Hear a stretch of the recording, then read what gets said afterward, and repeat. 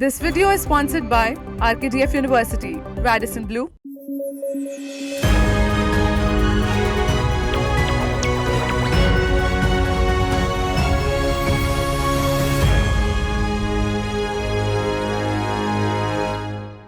Good morning, I am Vidusha Agarwal and you're watching News Flash. Today is the 4th of May and we have a lineup of crucial stories touching every corner of the globe, from the latest developments in politics to groundbreaking advancements in technology. In April, US employers added a modest 1,75,000 jobs, reflecting a slowdown in hiring and raising concerns about the impact of persistently high interest rates on the economy. Germany's top diplomat warned Russia of consequences after accusing its military intelligence service of orchestrating an intolerable cyber attack. NATO and EU members pledged to respond to Russia's malicious behavior in cyberspace. London's High Court ruled that Britain's latest climate action plan is unlawful because ministers weren't informed of the risk that key policies might not be deliverable. This poses a challenge for Britain as it moves towards net zero emissions. North Korean defector Yeonmi Park revealed chilling details about Kim Jong-un's pleasure squad while he handpicks 25 girls annually for their physical attractiveness and political loyalty. The UN Humanitarian Office cautioned on Friday that an Israeli incursion in Rafah could jeopardize the lives of hundreds of thousands of Palestinians and disrupt humanitarian operations in Gaza. G7 nations have reportedly shifted away from considering seizing frozen Russian assets, exploring alternative measures instead. Now, since Russia's invasion of Ukraine in February 2022, approximately $300 billion of Russian assets have been frozen by the United States and its partners. US's sanctions against China have been criticized as lacking effectiveness, resembling more noise than substantive action. This sentiment reflects the perception that while the US talks tough, its sanctions may not have significant impact or enforcement capability, akin to having all talk and no real action. Pakistan, which has been reeling under severe economic crisis, on Friday launched its first satellite mission to the moon, iQube Qamar. Now, for this, it tagged along China's Chang'e E6 mission.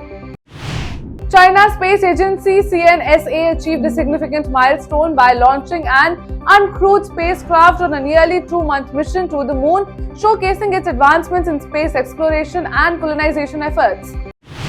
Pakistan has extradited to Norway a known Islamist suspected of masterminding an Oslo shooting on the eve of the 2022 Pride Festival, Norwegian authorities said on Friday.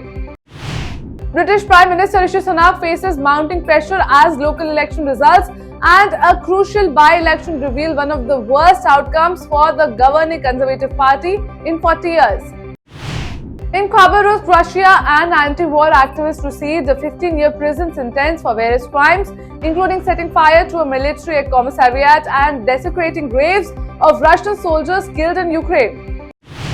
The death toll from flood-related incidents in Kenya has crossed 200 since March, the Interior Ministry said on Friday as a cyclone barreled towards the Tanzanian coast.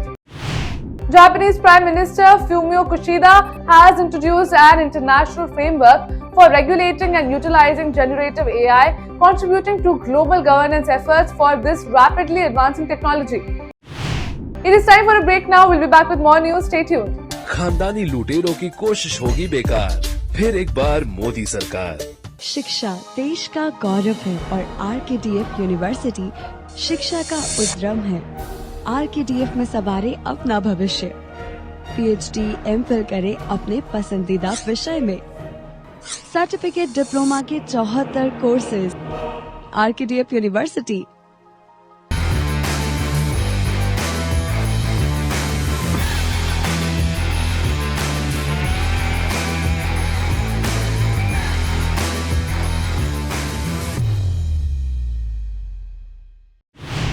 Pro-Palestinian protests have spread to Mexico's largest university, with Palestinian flags waved and chants of "Long live Free Palestine" echoing as protesters set up tents. The United States is working on a 3-way mega deal that includes Israel-Saudi Arabia normalization, a US-Saudi defense pact, and a pathway for Palestinian statehood, according to the US Department of State. A bipartisan group of US senators held a virtual meeting with ICC officials, urging them not to issue arrest warrants against top Israeli officials, including Prime Minister Benjamin Netanyahu.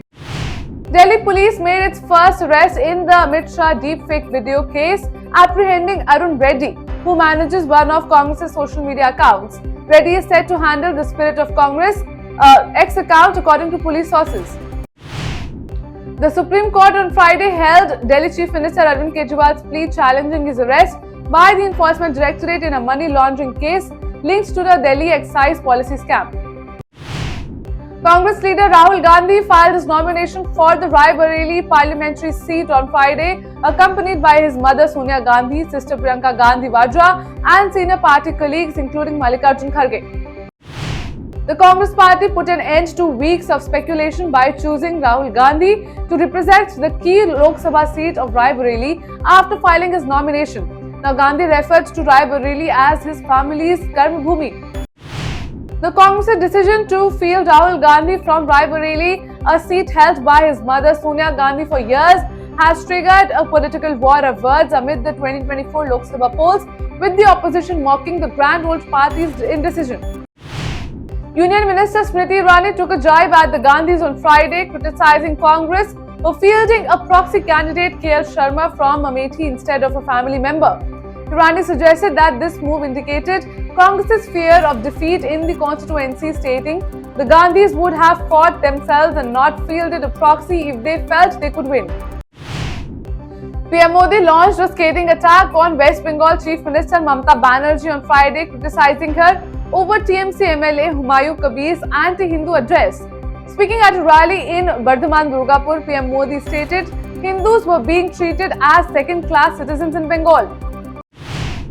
7 of Adani Group's listed firms have been issued show-cause notices by the Securities and Exchange Board of India for purported violations of related party transactions and non-compliance with listing regulations as revealed by regulatory filings to the stock exchanges.